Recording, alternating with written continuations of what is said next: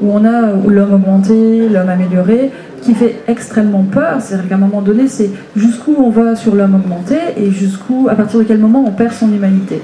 On va retrouver ces mêmes hommes augmentés dans l'univers steampunk, avec des bras mécaniques, avec des yeux bio, je sais pas trop quoi. Et par contre, l'image qui en ressort, c'est que c'est pas une image de peur, ça ne fait pas peur.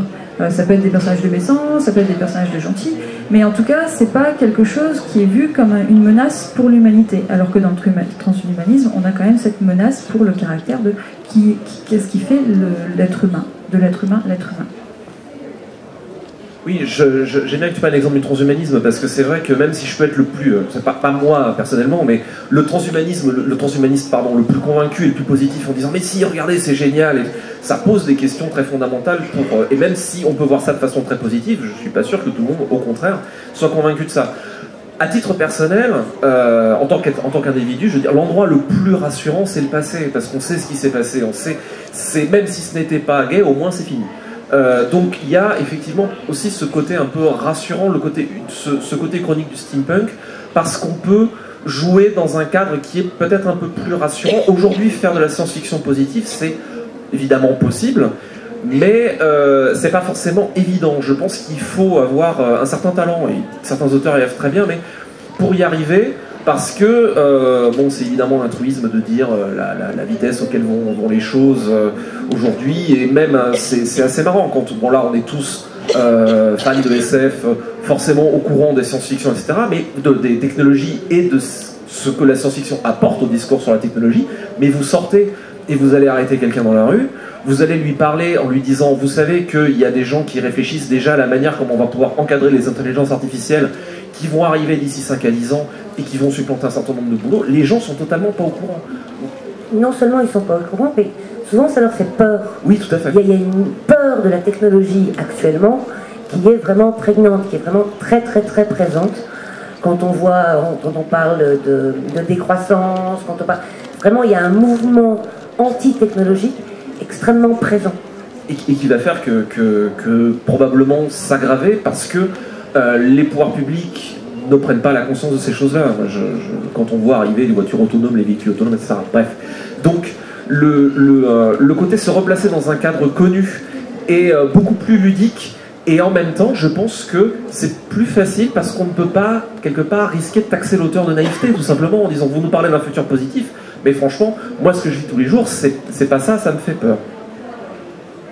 Et d'ailleurs, comment tu construis tes univers steampunk? Enfin, dans Even et Gilles, par exemple, comment tu t'es dit j'ai besoin d'un empire qui possède des machines, des mechas, est-ce que c'était un besoin d'utiliser le steampunk ou c'était juste un élément esthétique au départ? Alors, moi du coup, je fais de la science fantasy, disons, dans cette période-là d'Evan et Gilles, donc on a des grosses machines à vapeur qui sont plus ou moins magiques, mais qui, du coup, moi ce qui m'intéressait, c'était l'aspect vraiment esthétique de la chose. C'était aussi le discours vis-à-vis de la frontière entre la SF et la fantasy. Terry Pratchett disait la science-fiction c'est de la fantasy avec des boulons. Pour moi, science-fiction et fantasy sont extrêmement cousines parce qu'elles ont la même approche empirique, rationaliste du fonctionnement d'un monde. La magie fonctionne avec des règles, c'est juste que les postulats sont différents. Elle fonctionne avec des règles. Cendrillon, si tu rentres pas à minuit, tu vas rentrer à pied.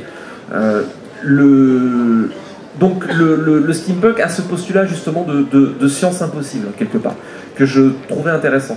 Après, très clairement, pour moi, il y avait l'attirance esthétique de la grosse machine, des gros rouages, du côté un peu classe, que ça, on va pas se mentir.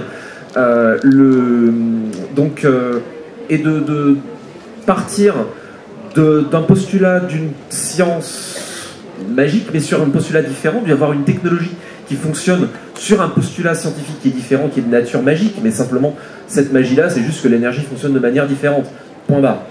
Et après, de faire un jeu avec l'histoire, là peut-être c'est la cousinade plus profonde avec le steampunk, et de voir le déroulement historique, partant de ces prémices-là, comment est-ce que quelque part les mêmes causes produisent les mêmes effets.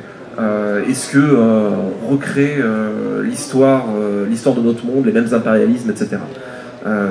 En l'occurrence, le jeu c'était un petit peu tout simplement et si j'avais l'Empire romain qui avait l'arme atomique, en gros, quelque part. Et, au niveau documentaire, ça t'a pris beaucoup de temps, tu t'étais fait des frises, Alors, ça dépend ce que tu dis par niveau documentaire. Au niveau documentation, c'est-à-dire voir vraiment, j'ai des frises technologiques, j'ai le développement que j'ai voulu, me semblait en tout cas le plus vraisemblable possible, avec ce que je connais, et je ne suis pas historien, donc avec ce que je connais et ce que me semble appréhender des mécanismes historiques. Là où j'ai vraiment le plus réfléchi, c'est pas sur des références à l'histoire, parce que je suis sur un monde fictif, mais sur les références à l'histoire, en tout cas sur les mécanismes, sur quelles sont les causes, qu'est-ce qui entraîne, quels sont les principes fondateurs. Donc dans Evanégir, il y a un grand empire qui est Azret. Ce qui m'intéresse, c'est pas de faire une référence à l'empire américain actuel ou Alexandre le Grand, c'est faire référence au mécanisme des empires. Et les mécanismes des empires, c'est on pense qu'on a raison et on va vous convertir à d'autres causes, que ça vous plaise ou non, parce qu'on a raison, mais vous allez voir, ça va faire un peu mal et puis après ça ira bien. Ce qui est évidemment discutable. Mais qu'on fait depuis l'aube de l'humanité, que ce soit l'Empire nord-américain ou que ce soit l'Empire romain ou Alexandre le Grand. Alexandre le Grand, on disait ça aussi. Donc, et les causes, les conséquences sociales que ça entraîne. Donc c'était vraiment là-dessus. Et après, évidemment, j'ai mes frises technologiques, oui, l'évolution de la technologie historique, etc. Est-ce que justement les steampunks ce ne sont, pour caricaturer un peu, que des bourrons et des grosses machines?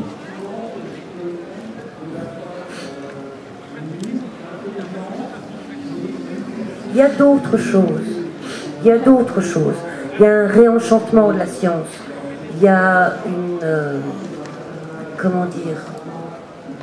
une appropriation d'un changement, d'un futur positif, de quelque chose qui va changer le monde, mais pour le mieux. Il y a un optimisme très très fort. Oui, il y a aussi une appétence pour les grosses machines, les machines impressionnantes, les rouages, le cuivre partout, alors que ça sert un petit peu tout à fait à rien d'ailleurs. Mais voilà, il y a ce côté... C'est cool.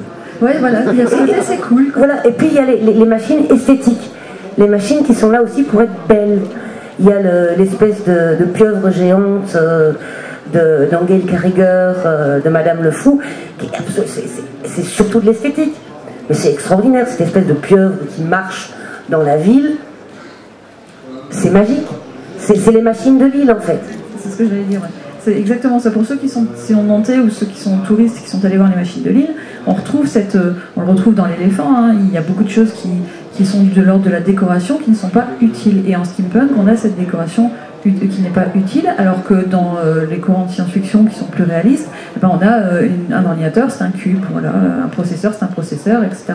Et il n'y a pas ce côté, ça donne pas d'appétit en fait. Quand on voit quelque chose de joli, d'un peu baroque, avec des fioritures, de l'art nouveau, on va se retrouver dans des choses qui donnent envie d'aller vers, alors que les technologies, ben c'est sûr, hein, un téléphone c'est un téléphone, voilà, c'est pas super joli, alors on met une belle housse ou on met une housse colorée pour le rendre un peu plus appétissant, mais sinon voilà, ça reste très froid. Dans le steampunk, la technologie elle n'est pas froide, elle est chaleureuse, elle nous aime.